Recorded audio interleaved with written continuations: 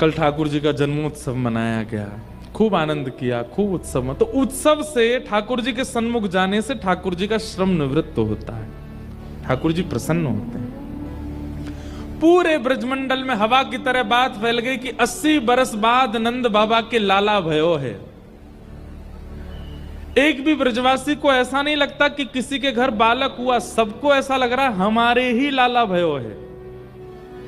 और ये बात तो आपको माननी पड़ेगी, आज तक ये नियम चला आ रहा है, जन्माष्टमी के दिन पूरे विश्व भर के हिंदुओं को इतनी प्रसन्नता होती है जैसे उनके घर में ही लाला भय हों। सब अपने घर के लड्डू गोपाल को, सब अपने घर के ठाकुर जी को ऐसा सजाएंगे, ऐसी सुंदर सुंदर उनके लिए सामग्री पधराएंगे, कोई माखन मिश्री का भोग लगाएगा, अपने घर को सजाएगा। जब लाला तो वो यशोदा जी के, आप क्यों उत्सव मना रहे हो? पर ये आपकी स्थिति आज की है, 5000 साल बाद की।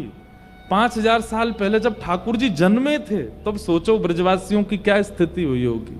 श्रीमद् भागवत में वर्णन है कि समस्त ब्रजवासियों की ऐसी स्थिति, सब अपने घर के बाहर बंधन बार बना रहे हैं, सब अपने घर के बाहर चौक पर आ रहे हैं, सब अपने घरों पर ब्राह्मणों को निमंत्रण दे रहे हैं, हे भगवान हमारे घर आइए, आकर के प्रसाद पाइए। ब्राह्मण कहते हैं आपके घर पे कोई उत्सव है? हाँ, नंद बाबा के लाला भयो है ना। बोले भैया नंद बाबा के घर लाला भयो है तो तुम क्यों प्रसाद पवा रहे हो? बोले पता नहीं, मन में ऐसा लग रहा है कि जैसे मानो हमारे ही लाला भयो हो। इतना उत्साह ब्रजवासियों के चित्त में हो गया। 90-90, 100-100 वर्ष की बूढ़ी माताएं जिनसे हिला नहीं जाता, चला नहीं जाता, बोला नहीं जाता, वे भी जब सुन रही हैं कि नंद बाबा के लाला भयो है तो अपने शादी के समय के जोड़ा निकाल निकाल के पहन करके तैयार होके वे भी नृत्य कर रही हैं और बार बार विधाता से कह रही है, हे विधाता ऐसे लाला रोज ही होयो करें ब्रजमंडल में, नंद बाबा पे आपने बड़ी कृपा करी। मतलब इसीलिए कहते हैं नंद घर आनंद है। आनंद मतलब सुख और आनंद में अंतर क्या है? यहां पर मान लीजिए 1000 लोग बैठे हैं, 1000 में से 10 लोग प्रसन्न हैं, वो सुख है। पर 1000 के 1000 लोग प्रसन्न हैं, वो आनंद है। यही कोई पॉलिटिकल मंच होता, यही कोई बॉलीवुड का मंच होता, ये कोई नाट्य कला का मंच होता, कोई कवि सम्मेलन का मंच होता, कोई गायकी का मंच होता, कोई नृत्य कला का मंच होता, हो सकता है सबको अच्छा ना लग रहा होता, कुछ लोगों को भा रहा है, कुछ लोगों को नहीं भा रहा, कई लोग उबासी ले रहे हैं, कई कह रहे हैं चलो भाई है क्यों कहां। पर कथा हो रही है, आगे वाले से लेके पीछे वाले सब ऐसे ही बैठे, सबको आनंद हो रहा है, सबको सुख मिल रहा है। ये आनंद है, ये सुख नहीं है। और आनंद is equal to Shri Krishna. इस समय जो आप अनुभव कर रहे हो, इस समय जो आपको स्पर्श हो रहा है, इस समय जो आपकी स्थिरता है, स्तब्धता है, इस समय जो आपकी एकजुटता है, यही श्री कृष्ण है जो आपको स्थिर कर दे। नहीं तो आज के समय में, हाँ एक बात कह दूं, कई लोग अभी भी लगे हुए हैं कामों में, कथा में बैठे बैठे कोने होने के, अब पीछे इधर उधर के कई लोग अभी भी उस चेत नहीं रहे, अभी भी फोन चला रहे हैं, कुछ बातचीत कर रहे हैं, लेकिन अधिकतर संख्या स्तब्ध है। और स्तब्ध भी कैसे हैं? एक आसन में बैठे हैं और एक आसन में बैठ करके भी सबके मुखमंडल पर एक प्रसन्नता है, सबको एक शांति का अनुभव हो रहा है। ये जो अनुभव आपको हो रहा है यही श्री कृष्ण है। भागवत जी में वर्णन है, श्री कृष्ण जब सन्मुख आते हैं तो क्या होता है? बोले पीड़ा का अनुभव होना बंद हो जाता है, शरीर स्तब्ध हो जाता है, स्थिर हो जाता है, बुद्धि स्थिर हो जाती है, मन स्थिर हो जाता है, नेत्र स्थिर हो जाते हैं, अपलक नेत्र हो जाते हैं, कान सुनना प्रारंभ कर देते हैं, मुख मौन हो जाता है जब श्री कृष्ण सामने आते हैं। और जब से कथा प्रारंभ हुई वो स्थिति यहां श्रोताओं में है, इसीलिए ये आनंद है और आनंद ही श्री कृष्ण है।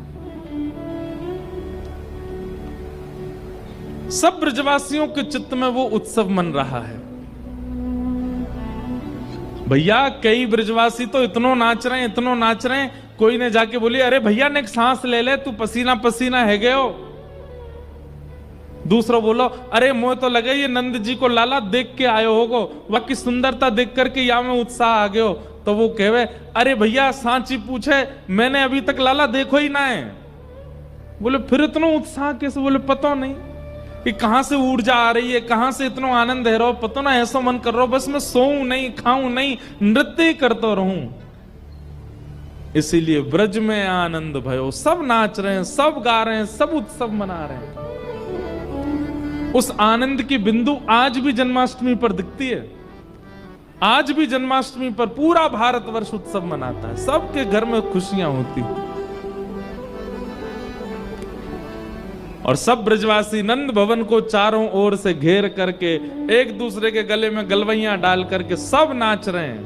हो जुग जुग जीवेरी यशोदा मैया तेरो ललना, हो जुग जुग जीवेरी यशोदा मैया तेरो ललना।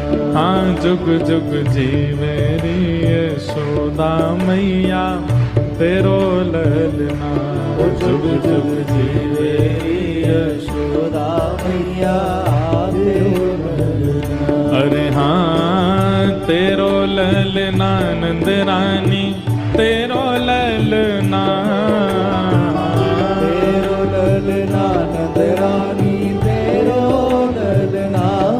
ओ तेरो ललना महारानी तेरो ललना, ओ तेरो ललना महारानी। भुजा उठा के गाओ। हे जुग जुग जीवेरी यशोदा मैया तेरो ललना, जीवेरी यशोदा मैया तेरो ललना। हाँ जुग जुग जीवेरी नंद रानी मैया तेरो ललना, जुग जुग जीवेरी नंद रानी मैया पर नंद के लाला की।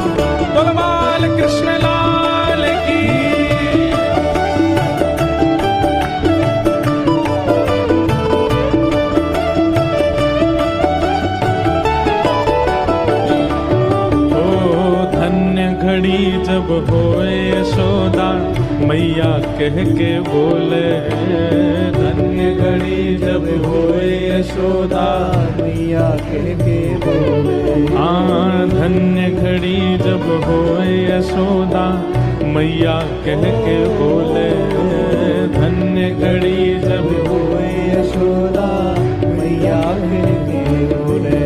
और नूपुर बांध दो चरणन में घुटमन डोले, नूपुर बांध दो चरणन में घुटमन डोले। हाँ नूपुर बांध दो चरणन में घुटमन डोले, नूपुर बांध दो चरणन में घुटमन डोले। अरे पकड़े बाबा की उंगलिया तेरा ललना, पकड़े बाबा की उंगलिया तेरा ललना। हाँ पकड़े बाबा की उंगलिया तेरा ललना, पकड़े बाबा की उंगलिया तेरा ललना। हे जुग जुग जीवेरी यशोदा मैया तेरा ललना, जुग जुग जीवेरी यशोदा मैया तेरा ललना। हे जुग जुग जीवेरी यशोदा मैया तेरा ललना, जुग जुग जीवेरी यशोदा मैया तेरा ललना। हे बड़े भागते यशोदा मैया ऐसो सुत तेने जायो, बड़े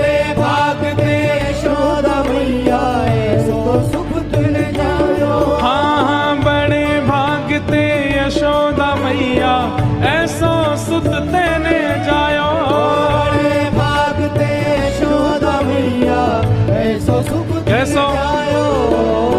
कैसो लाला है यशोदा मैया को। हो पूर्ण ब्रह्म जगत को स्वामी सोते ने गोद खिलायो। पूर्ण ब्रह्म जगत को स्वामी सोते ने गोद खिलायो। हाँ पूर्ण ब्रह्म जगत को स्वामी सोते ने गोद खिलायो। पूर्ण ब्रह्म जगत को स्वामी सोते ने गोद खिलायो। अरे याकू मंगवा दे पलनवा तेरा लालना। याकू मंगवा दे पलनवा तेरा लालना। जुग जुग जी मेरी यशोदा मैया तेरा लालना। जुग जुग जी मेरी यशोदा मैया तेरा लालना। हे नंद घरा नंद भयो। जय कन्हैया लाल की। हे यशोदा के लाला भयो। जय कन्हैया लाल की। पर हमारे ब्रज में देखो, अब ये विवाद का विषय नहीं है कि कौन सी बात सत्य कौन जो है ठीक है। अब सब जो हमारे रसिक जन कह रहे हैं श्री जी आ गई ना, ठाकुर जी आ गए ना हृदय में, अब काय को ये बात की होड़ लगानो कौन बड़े। हाँ हम ब्रजवासी यही कहेंगे हमारी श्री जी बड़ी हैं, हमारी लाडली जू बड़ी हैं। पर कई जगह ऐसे उत्सवों में गीत गाए जाते हैं बरसाने में जिनमें ऐसे भाव आते हैं कि श्री जी ठाकुर जी के बाद भाई। अब उसमें रसिक जन कहते हैं कि श्री जी बाद में ही आई हैं। कई रसिक जनों का ऐसा मानना है कि ये बधाइयां जो गाई जा रही हैं उन बधाइयों में ऐसा भाव है कि नंदरानी यशोदा आई और नंदरानी लाला को गोद में लेके नाच रही हैं। तो इससे ये बात प्रमाणित होती है कि ठाकुर जी पहले जन्म हुए।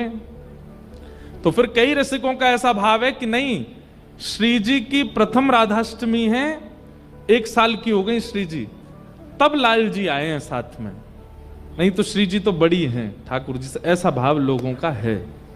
अब जो भी हो मैं क्या, लेकिन एक बहुत सुंदर भाव बताते हैं कि जब श्री जी प्रकट भई तो बरसाने में नौबत बज रही है, सब नाच रहे हैं, गा रहे हैं, आनंद कर रहे हैं, वृषभानु जी खूब लुटा रहे हैं। तभी गोकुल में खबर पहुंची कि भैया नंद बाबा के सखा श्री वृषभानु जी के यहां लाली भई है। नंद बाबा बोले भैया हम सबरे चलेंगे, खूब सारी सामग्री लेके हमारे यहां लाला भयो। तब सब सखी आई, सब गोपी आई बरसाने थे, हम भी चलेंगे। नंद बाबा यशोदा मैया सब गोकुलवासी खूब सारी सामग्री लेकर के वृषभानु जी को बधाई देवे गए और गोद में लेकर के लाला को यशोदा मैया भी गई बरसाने। ठाकुर जी तो टुकुर टुकुर निहारते जा रहे हैं, बोले मोते बढ़िया सौभाग्यशाली दामाद कौन सा होगो, 1 साल को है ही ससुराल आगो।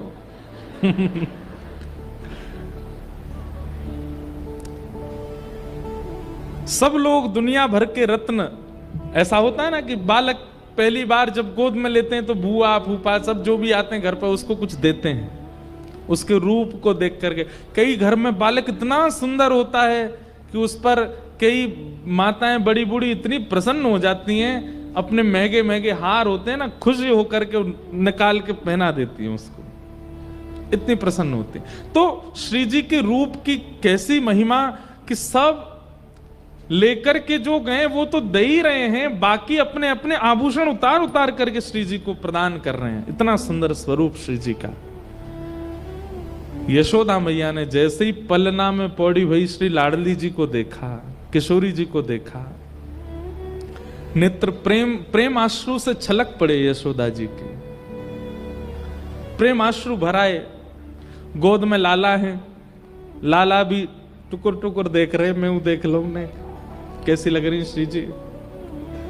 आहा, यशोदा मैया जितनी सामग्री लेकर के आई सब लाडली जू के पलना के आसपास रखवा दिए, लेकिन घूम घूम के आती हैं, फिर आकर के श्री जी को देखती हैं, फिर उनके रूप माधुरी को देखती हैं, अपने कड़ूला उतार के दे देती हैं, कभी अपने नव लखा के हार उतार के दे देती हैं, कभी कुछ कभी कुछ। अब वहां कीर्ति मैया कर, अरे बहन कहाँ कर रही हो? बोले कहाँ बताऊं, ऐसा मन कर रहा हो, इतनी प्यारी है तुम्हारी लाली, आप कहाँ कहाँ वार दूं।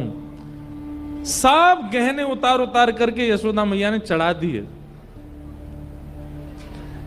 जब वापस जावे को समय आयो, नंद बाबा बोले चलें, अब गोकुल चलें, अब खूब उत्सव है गयो, चलो। अब लेकिन यशोदा मैया जी को चित्त ऐसा है गयो कि लाडली जी को देखे बगैर रह नहीं पा रहे।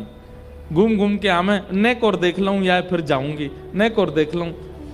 मन में अभी ऐसी अपूर्णता लग रही, अभी कछु दियो ही ना मैंने।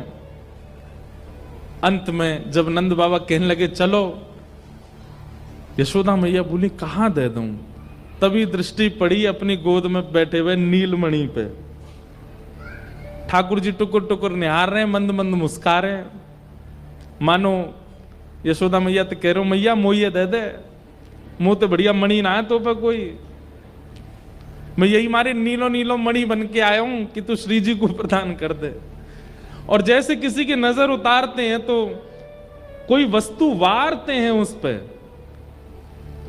ये दृश्य देख करके समस्त बरसाने के लोगों के नेत्रन में अश्रु आ गए। यशोदा मैया ने अपने प्राण प्यारे श्री लाल जी को गोद में लियो और श्री जी पर 8 बार बार करके उनकी नजर उतार करके श्री लाल जी को ही पधरा दिए। ठाकुर जी पधरा दिए, सबके नेत्र सजल हो गए या प्रेम को देख करके।